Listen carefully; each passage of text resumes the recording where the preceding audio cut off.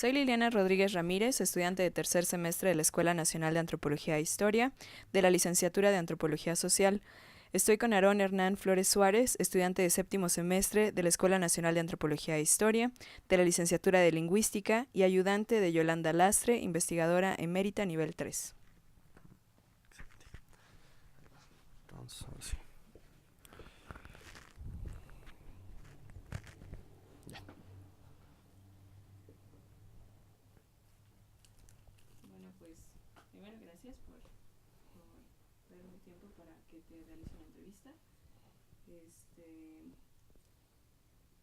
¿Podrías contarme un poco de tu trayectoria en cómo llegaste a la ENA a estudiar lingüística? Uy, ese es un bonito tema. Bueno, antes que todo, pues obviamente no hay nada que agradecer, ¿no? Esto es... con todo gusto uno da entrevistas. No todos, pero unos otros cuantos sí nos gusta, ¿no? En fin, bueno, la verdad es que como esta es una pregunta que los profesores suelen hacer durante las clases, ¿no? En las presentaciones o durante las primeras clases de los primeros semestres, te dicen, ¿y tú qué haces aquí, no? Yo todas esas veces así contesté pues por accidente, ¿no? Por fortuna o por lo que fuera, porque en realidad nada en particular me trajo a la lingüística, ¿no? Quiero decir, fue más intuitiva mi manera de acercarme porque siempre disfruté más de la literatura, ¿no?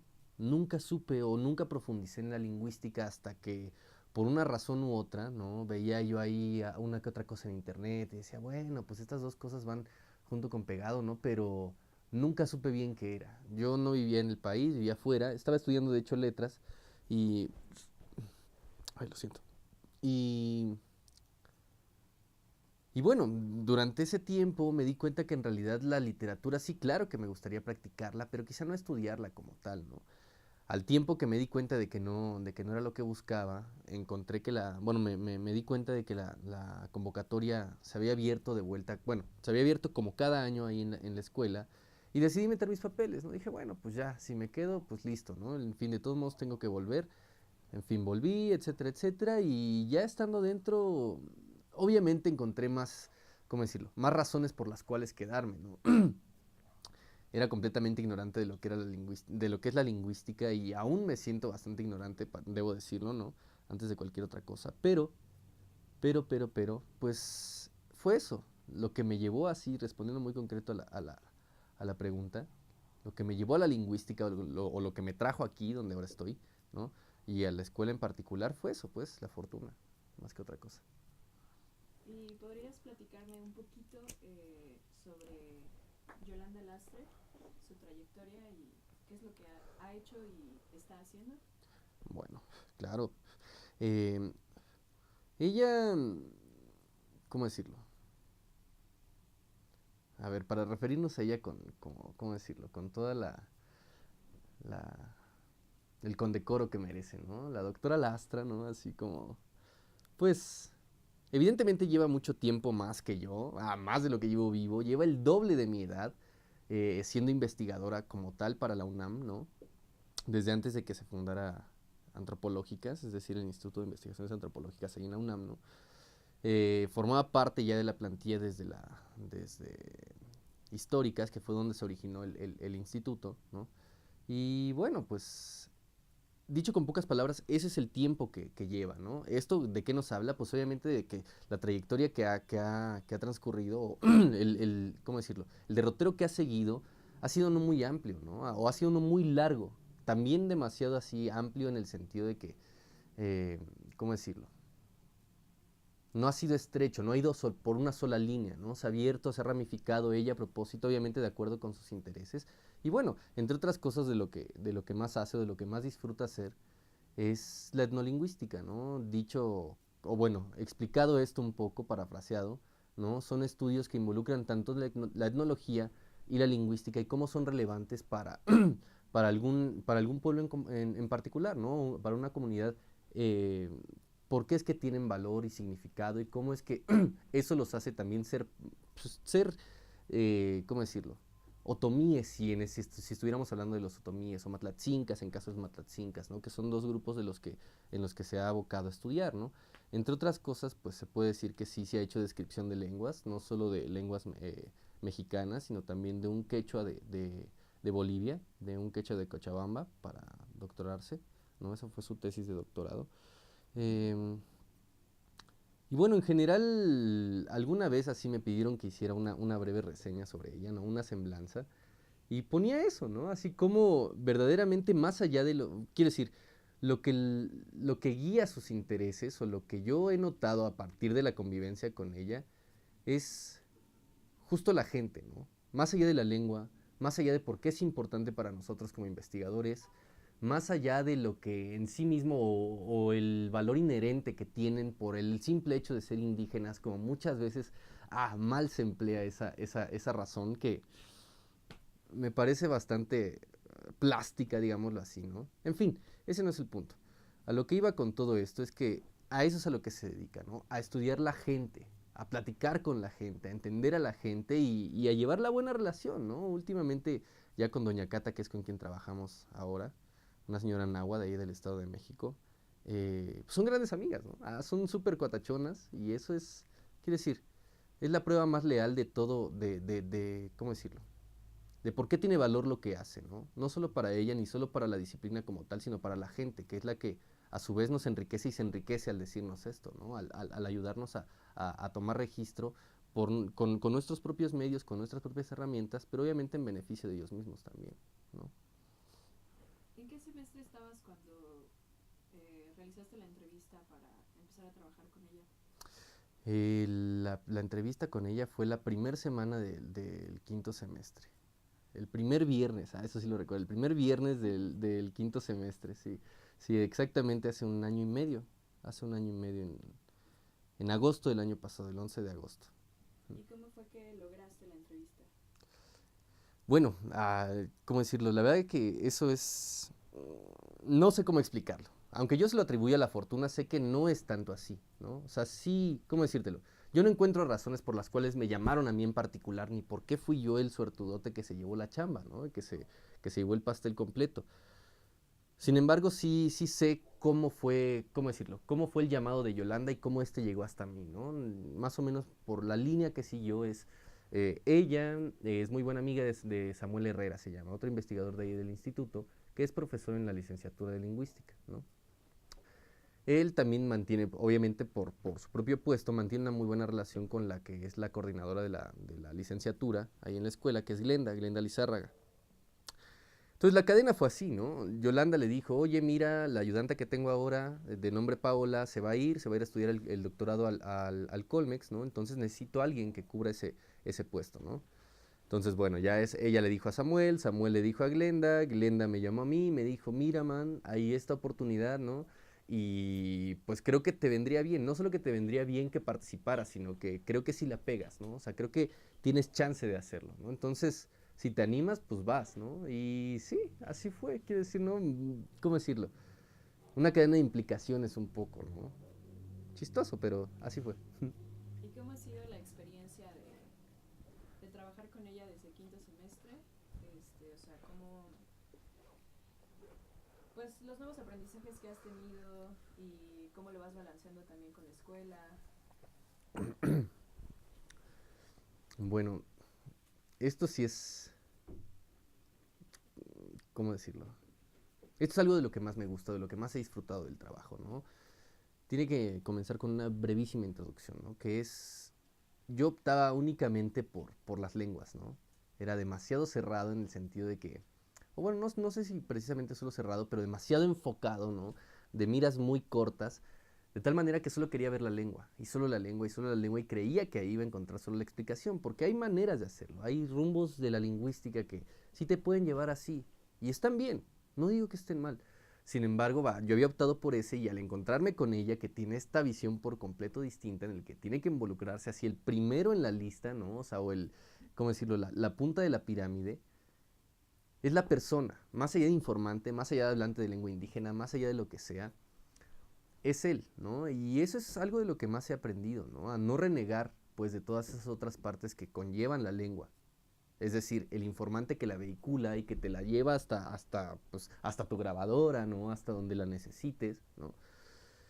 Y eso es algo quizás no solo de lo que más he disfrutado, sino de lo que más he aprendido. He aprendido a ver la lingüística con otros ojos, ¿no?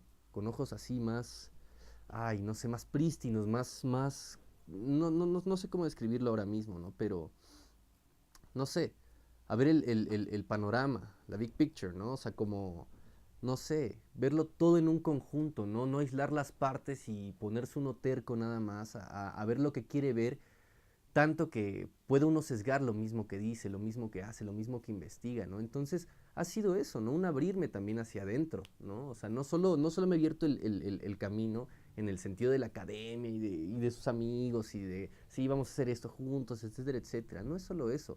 Claro que eso lo agradezco, por supuesto, porque pues va a ser beneficioso tarde que temprano. Sin embargo, pongo el acento pues en la formación, ¿no? Que es la que me está dando, y eso quizás sea el mayor desafío, el mayor aprendizaje y también lo que más disfruto, ¿no? De haber comenzado con ella y bueno, de seguir hasta ahora. Hernán, ¿me puedes platicar qué es lo que haces ahorita con Yolanda? Claro. Bueno, lo que hacemos ahorita es documentación principalmente, ¿no? Son dos cosas que, ¿cómo decirlo?, confluyen en una misma comunidad, ¿no? Y en un mismo proyecto, digámoslo así, para efectos del SNI, de esas cosas que deciden a quién le dan varo y a quién no. Es un mismo proyecto que se llama Náhuatl de San Mateo del Momoloa, Temascaltepec, Estado de México. Ese es el nombre del proyecto, y a lo que nos dedicamos es justo a registrar, bueno, a documentar, mejor dicho, una variante del náhuatl, una variante del náhuatl de Occidente. Aquí vale la pena hacer un pequeño paréntesis para decir que es importante documentar esa variante del náhuatl porque ¿cómo decirlo?, el proyecto del Colegio de México en el que Yolanda es la coordinadora principal es el Archivo de Lenguas Indígenas de México. Y ahí hay tres de las cuatro, pues digamos, grandes áreas del náhuatl, ¿no? Está la del norte, la del sur y la de oriente. Entonces la que hacía falta era la de occidente. Entonces un poco eso es lo que motiva hacer bueno, ¿cómo decírtelo? Llevar a cabo este proyecto, ¿no? Desempeñarlo. Y en parte eso es lo que hacemos, documentar una lengua desde su fonología hasta su sintaxis, ¿no? Unos volúmenes delgaditos que se parecen a estos. Bueno, no se parecen, son iguales a estos, ¿no? Estos libritos, este es de Yucateco, bastante bueno, por cierto, ¿no? Pero ese es el propósito, ¿no? Un poco dar rasgos gramaticales de la lengua, de tal manera que pueda servir como ¿cómo decirlo?, de astrolabio para los neófitos, ¿no? Para quien quiera hacer una comparación, por ejemplo, entre un musgo y un náhuatl y además también un chontal, lo puede hacer bueno, con cada uno de los volúmenes que ahí se incluyen, ¿no? ¿Por qué? Porque pues obviamente están sistematizados, sigue un cuestionario. Ella le dice cuestionario, no me gusta mucho decirlo así, pero pues bueno, para efectos de esto es la palabra necesaria. Un cuestionario, ¿no?, en el que se involucran todas las áreas que te había dicho de la lingüística, ¿no? Bueno, digámoslo así, los niveles lingüísticos. Y bueno, eso por una parte. Por otra parte, también ella siempre ha estado muy interesada por los grupos otopames, ¿no? Los grupos otopames pues lo conforman el otomí, el mazahua, el pame, el matatzinca, el tlahuica, etcétera, etcétera, ¿no? Entre un par más de lenguas. Ahora, aquí lo interesante es que San Mateo del Momoloa está así en Temascaltepec, es decir, en el Estado de México, y la siguiente comunidad que queda ahí aledaña es San Francisco Ixtotilpan, la última comunidad donde se habla Matlatzinca, ¿no? Es la última, solo ahí se habla y en realidad quedan muy pocos hablantes. Ahora, lo curioso aquí es que históricamente, aunque como, quiero decir, la historia a veces nos engaña al irnos por los grandes rasgos, ¿no? Todos pensamos que siempre fue súper ultra mega dominante el náhuatl en todos los reductos y en cada uno de los rincones, ¿no?, que ocupaban el altiplano, y sí, en parte es cierto, ¿no? Pero siendo más específicos, ¿no?, calándole un poquito más hondo, nos damos cuenta de que históricamente en esa zona el dominio era predominantemente matlatzinca, ¿no? Tanto en comercio como en muchas otras cosas. Entonces, de ahí se aduce que pues ha habido mucho contacto lingüístico, y no solo lingüístico, cultural en general entre ambos grupos, ¿no? Entonces, bueno, ahora ya que se ve que desaparece tanto la lengua de San Mateo al Momoloa, ¿no?, es decir, ese náhuatl que estamos documentando, ya quedan también muy pocos hablantes, al tiempo que también quedan muy pocos hablantes de Matlatzinca en San Francisco Xochitl. El propósito es ver o intentar ver ahora, antes de que sea demasiado tarde, por qué hay un morfema de plural del Matlatzinca en el náhuatl. Hablo particularmente del qué, ¿no? Así dice, por ejemplo, eh, perros, en ese náhuatl se diría que chichi, ¿no? En Matlatzinca no estoy seguro. Sé que ese no es el plural prototípico del náhuatl, pero así es como se habla ahí. Esto ha traído consigo también algunas otras transferencias morfológicas. Me parece que son otras dos. Un reverencial y el otro no recuerdo cuál es. En fin, esas tres formas están ahí y lo que la teoría lingüística nos dice es que eso es virtualmente imposible, a menos de que encontremos alguna otra evidencia de contacto lingüístico, ahora sí particularmente lingüístico, como lo pueden ser palabras sueltas, ¿no? Léxico, es decir, que perro se diga como en Matlatzinca, que persona se diga como en Matlatzinca, que cualquier otra cosa se diga como Matlatzinca, pero no puede, de acuerdo, esto nuevamente de acuerdo con la teoría, no únicamente de acuerdo con la teoría, es decir, con el pizarrón que sabemos que muchas veces miente,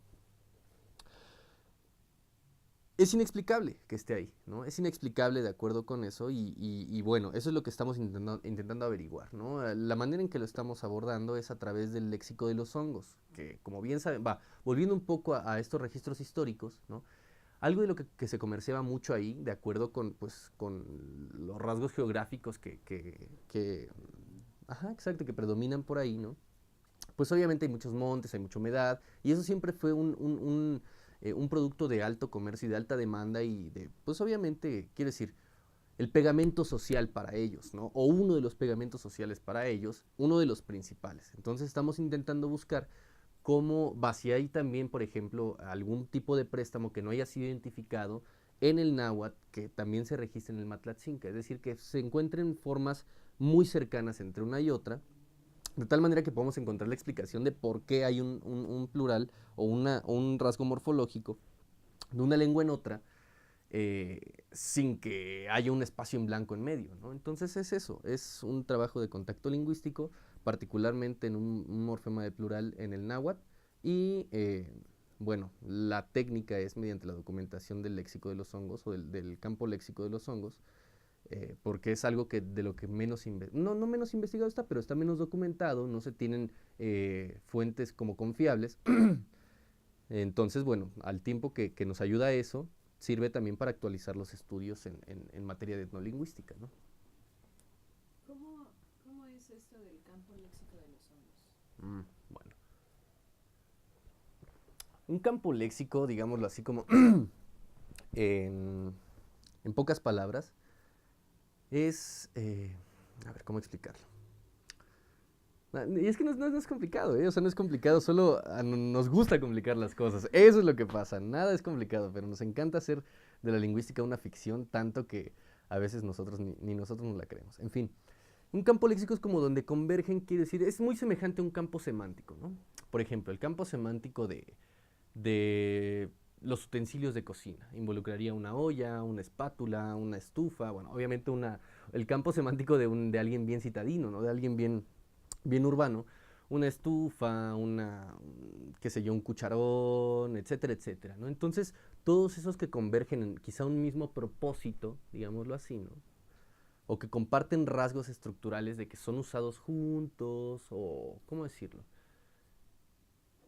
De que son compatibles en su uso, ¿no? Y en su significado, o que no va a ser extraño, por ejemplo, encontrar en una oración la olla negra está sobre la estufa, a diferencia del gato blanco está sobre la estufa. Claro que es probable que alguien diga, que alguien emite esa oración, sin embargo, notamos que son dos cosas distintas, una de animales, en particular que sea domésticos, y otra de utensilios de cocina. Entonces, un poco así va trasladando todo esto a los hongos, eso es lo que se busca, ¿no? Por ejemplo, los nombres de los hongos, si hay un nombre, por ejemplo, para la pata del hongo, ¿no? Para la copa del hongo, para las raíces del hongo, para si crece a un lado del árbol, si crece cerca de solo tal árbol, si crece debajo de la tierra, todo lo que involucre, ¿cómo decirlo? Conocimiento acerca de los hongos, ¿no? En su propio medio, es lo que conformaría el campo léxico de los hongos. Es decir, desde los nombres completos para tal, desde, por ejemplo, uno que me parece muy bonito, ¿no? Honguear, ¿no? Salir a honguear es salir a recoger los hongos. Eso formaría parte, aunque como vemos, no es una parte del hongo en sí, sino la actividad que conlleva recoger hongos, ¿no? Entonces, eso estaría también, caería dentro de las aguas del campo léxico de los hongos, ¿no? Entonces, eso es un poco lo que se busca, ¿no? Y eso, quiero decir, eso es lo que conformaría el campo léxico de los hongos, o así es como lo estamos viendo para llevar a cabo el estudio, ¿no? ¿Qué tan avanzada crees o consideras que está la investigación que están realizando? ¿Como cuánto crees que ya la van a terminar? Como cuánto falta? Si ya tienes quizá o ya tienen otro proyecto, ¿no? En la puerta, ¿no? Bueno, es una muy buena pregunta porque sí, como decía antes, ¿no? Son dos, dos proyectos. El primero, el que es de la documentación del náhuatl exclusivamente, ya está por terminar, ¿no? Ya, de hecho, ya nada más falta que yo haga bueno, que termine de formar la fonología, ¿no? El léxico ya está, ya nada más falta corroborar como algunas dudas que quedaron en números particulares, que son oraciones particularmente complicadas, ¿no? Para explicarle al informante. Entonces, ese yo creo que ya nada más terminando enero ya debería estar listo. Es decir, ya todos los datos recabados, ya de tal manera que nada más faltaría bajar pues todo el contenido, ¿no? Eso es el primero y que quizá digámoslo así, el dominante, al menos en cuestión de las instituciones pues que lo financian, ¿no? El de los hongos ese va un poco más, está un poco más accidentado, ¿no? La primera razón es que es una cosa de temporada, que no es cosa de todo el año, ¿no? Entonces solo hay tres épocas grandes que van desde más o menos finales de julio hasta con mucha suerte, así con muchísima suerte, hasta comienzos de octubre. Entonces obviamente ese es más bien como periódico, digámoslo así, ¿no? Entonces, bueno, aunque vamos bien avanzados, ¿no? Quiere decir, ya hemos recabado, tenemos cerca de 40 y tantas especies distintas documentadas ya en náhuatl y en español, faltará ver para el Matatzinca. Este, bueno, pues desearíamos recolectar más de tal manera que las afirmaciones que se hagan sean, pues, obviamente más sólidas, ¿no? Que se puedan generalizar con mayor eficacia. Entonces, bueno, pues van bien. El tema de la segunda, o al menos el de los hongos, es ese, ¿no? Que es ah, de temporada, como un hongo lo es, ¿no? Entonces, bien por esa parte. Y sí, respecto a los proyectos en puerta, ya hay uno nuevo que, claro que me encanta, claro que me maravilla, pero claro que también me conflictúa, ¿no? Este es la documentación también de una lengua, se llama Cuicateco, en Oaxaca, en Cuicatlán, para ser específicos, ¿no? Cerca de la frontera con Puebla. Y bueno, ese es el proyecto va a ser semejante al de documentación del náhuatl, ¿no? Aunque con muchos más propósitos que sencillamente ese. ¿Por qué? Bueno, porque va, entre ella y otra investigadora que va de nombre Marcela San Giacomo, registraron un proyecto en la Universidad de Indiana para que les dieran financiamiento, etcétera, etcétera. Y bueno, lo consiguieron, se los dieron, entonces tienen que llenar ciertas expectativas, ¿no? Institucionales y académicas para una universidad que no solo es la UNAM, ni solo para sus propias expectativas personales, ¿no? Entonces, el punto de ese es también ver un poco la variación sociolingüística al interior de la lengua, porque se habla en 4 comunidades distintas, ¿no? Aunque, que también ya son las únicas. Solo en esas 4 se habla, ¿no? Obviamente esta afirmación puede escapar que haya migrantes, ¿no? Que ya hablen, por ejemplo, que alguno de ellos haya ido a Polonia y pues que también se hable en Polonia el cuicateco, pero eso no es el punto, ¿no? O sea, en fin, paréntesis absurdo, ¿no? El punto es ese, ver justo cómo los hablantes de una comunidad a otra reconocen, por ejemplo, de Cuicatlán reconoce, no recuerdo el otro, pero digamos de la comunidad B, reconoce que es de la comunidad B por cómo habla, ¿no? Ya con pruebas de percepción, las pruebas de percepción se refieren a eso, ¿no? Pruebas calculadas para que un hablante decida de qué otra comunidad es el hablante del que le están enseñando o le están poniendo el audio, ¿no? Eso en parte, la descripción de la sintaxis con mayor profundidad, ¿no? No tanto, no quedándonos pues ahí como en los archivos, sino más bien, por ejemplo, la parte que sé que me va a tocar a mí junto con Yolanda es el tiempo, aspecto, modo en la lengua. Hay una parte más de fonología y morfofonología, hay otra de morfología, ¿no? Etcétera, etcétera. Entonces, sí, quiere decir, por eso me conflictúa, pero me encanta, ¿no? Porque es muy grande, es muy amplio, es un proyecto a 3 años, pero bueno, pues obviamente quiere, o lo que busca, ya para terminar, ¿no? Es que no caiga en el olvido, ¿no? Y que todos, mientras más finas sean mientras más fino tejamos las descripciones de esa lengua, aunque se pierda, que pues sabemos que, aunque no guste este comentario, las lenguas nacieron para morirse, ¿no? Pues obviamente nos sirva de algo poder haber rescatado ese conocimiento para después compararlo con todas las demás lenguas que sigan vivas o con las que se hayan documentado ya, para establecer generalizaciones que pues satisfagan no solo a la lingüística como tal o la antropología como tal, sino a la cognición misma, ¿no? ¿Qué planes tienes tú a futuro? O sea, más allá de igual y el plan de seguir trabajando con Yolanda y que surgen diferentes proyectos debido a lo mismo, pero ¿qué es lo que tú estás planeando? ¿Ya estás trabajando con la tesis y todo ese rollo? ¿Qué, qué esperas, ¿no? De lo que venga? Claro. Bueno, pues evidentemente no voy a soltar, ¿no? No voy a soltar ese huesillo, ¿no? Ese huesillo sí que no lo voy a soltar, ¿no? Porque pues, no sé, no va, obviamente es con un dicho muy campechano esto, ¿no? Pero lo quiero decir en serio, obviamente es la mejor oportunidad que me ha surgido en la vida académica, ¿no? Y quizá no solo en la académica, sino en la vida en general. Entonces, bueno, obviamente continuar con ella sí no está en tela de juicio, ¿no? Eso ya es un hecho. Este, incluso el contrato que tengo dura nada más 3 años, incluso, y no se puede extender, entonces sí me gustaría continuar con ella, aun cuando termine todo esto, ¿no? A la par de la tesis, que es una cosa por completo distinta, ¿no? Yo soy más bien, a mí me gusta la tipología, ¿no? La rama de la lingüística o la tipología lingüística, porque no solo es de la lingüística, eso también tiene que saberse, ¿no? En fin, lo que espero es, obviamente, continuar haciendo las descripciones de las lenguas con Yolanda, continuar aprendiendo a hacerlo, ¿no? Que después de todo ese conocimiento me va a haber servido, o me va a servir, me va a funcionar después para la tesis, porque voy a tener que describir unas 6 o 7 lenguas en términos muy particulares o en un fenómeno muy particular, pero pues eso va a que me sirva, ¿no? Entonces, ya, así en pocas palabras, pues justo continuar con la chamba con Yolanda, ¿no? Continuar con la tesis. Y sí se lo voy a decir, sí se lo voy a decir.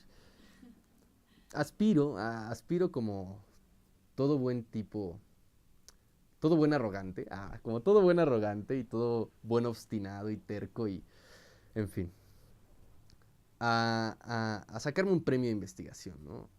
Me gustaría mucho pegarle al Wigberto con la tesis de licenciatura y después de eso largarme tan lejos y tan pronto como pueda, ¿no? Estudiar fuera, ese es el propósito, ¿no? Aunque ya hay medio apalabrada por ahí un posgrado, una maestría en el gringo, pues bueno, seguir viendo opciones, pero ese es el propósito, ¿no? Obviamente, la pregunta decía qué es lo que espero al futuro, bueno, que, que esta disciplina, como alguna vez me dijo el I Ching, el I Ching me dijo que, que si seguía por ese camino, iba a viajar mucho, iba a hacer mis cosas justo como las quería y justo como las había soñado desde antes, aunque no sabía que este era el vehículo que me iba a llevar hasta allá, ¿no? Entonces, eso es lo que espero, que se cumpla la profecía de Li Ching, ¿no? Eso antes que todo, que se cumpla la hija puta, pero, bueno, pues, no sé, continuar aprendiendo es lo que espero también, ¿no? Evidentemente, largarme, eso sí, no está en duda, no está, ni tantitito, no está discusión, quiere decir, no hay vuelta de hoja en esa parte.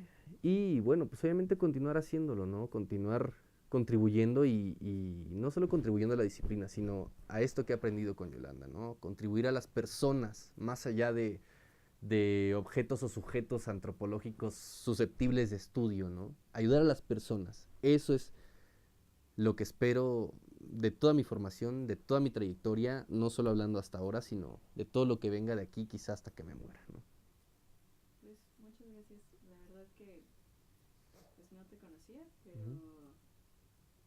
no sé, creo que que justo todo lo que estás mencionando, o sea, se ve muy, muy, muy posible, ¿no? En base a todo lo que has contado que has estado trabajando y tu historia creo que pues tú mismo lo estás construyendo y qué chido. Muchas- Gracias, gracias. No, no hay de qué. Muchas gracias a ustedes.